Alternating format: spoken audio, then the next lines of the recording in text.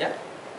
Well, my name is Martin and here I am in Lee's class and I'm going to explain what's this. These are the Rocky Mountains and these are different kind of snowboarders that are our class teams that are buses, blanket, lions and other. My team is this one.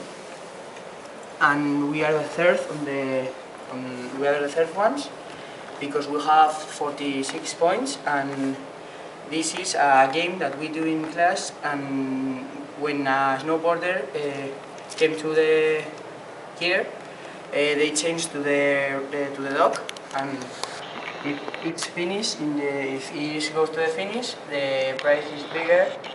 And there are two types of prizes. The first, the biggest one, and the other, the smallest one. And that's it.